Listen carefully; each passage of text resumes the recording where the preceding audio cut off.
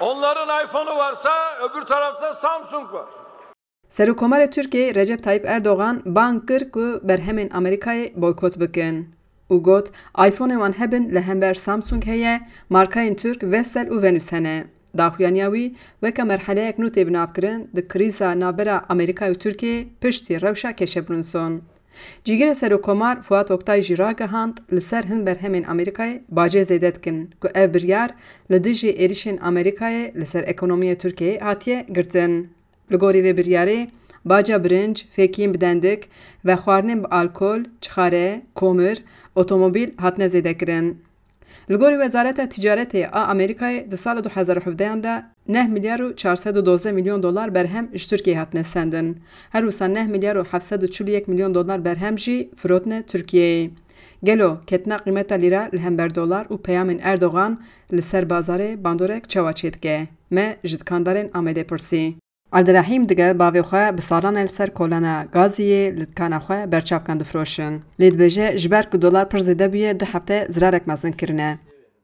Ev 3 sale bavê me vîkarî dike, 16 sale jî ez bi xwe vîkarî dikim. Dora heftakiye olağanüstü tiş çêdibin. Ekonomik olarak pir sıkıntıya dikişenine. Çünkü bere dolar 4.5 bu aneki. Hatta bir hafta ziyade bu. Sıkıntı mı din mesela ne ki vakti gözüke tamamı gözükeme hem ser dolar adistene. Ne berçavtene malmule berçavke sprey bez giş hem bir dolar adistene. Abdurrahim ji bu banka Erdogan a boykota malên Amerîkayê jî hizrên xwe hat bêje. Aneke de topluma me de iPhone'a edine marketine zaten oturmuş buna. Tüçü gibi ki to aneke ve %400 ezi vergiye bike disa bekiri. Yani etki pir zayıfe. Nay pir nekevi fikreme. Pasaja Japon al Amedê beriya çend salan sed dikan kar dikirin. Lê ana tenê mane doze dikan.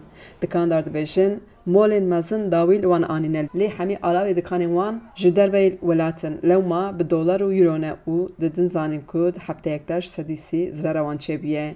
Xalî Hesen 51 sale li Amedê saeten difroşe. Ew jî dibêje bi rojane saatek jî nehatiye firotin. Ji ber ku kes newêre perê xwe xerc bike.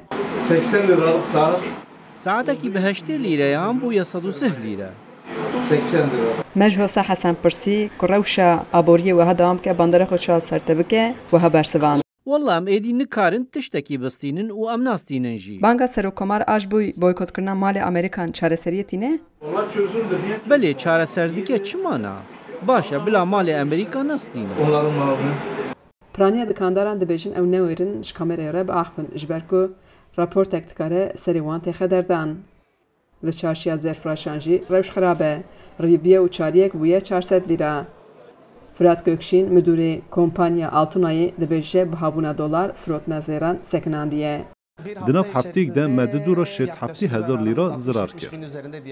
Ji aliyê di nêva karmendên sendikayan li dijî krîza ekonomîk û ketina qîmeta lîre li ofîsa Amedê daxuyaniyek dan. Karmendan anî ziman ku maaşê malnişînan niha ji 200 euroyê kêmtir bûye û balê dan ser krîza civakî û gotin ku hemî civak di nav krîzek mezin de ye. Her wisa destnîşan kirin ku ev deyn ji aliyê nüfusa ji sedî yekê a Tirkiyeyê hatiye çêkirin lê dikin barê hemî civakê. Xecî Can Farqîn, Dengê Amerîka, Amed.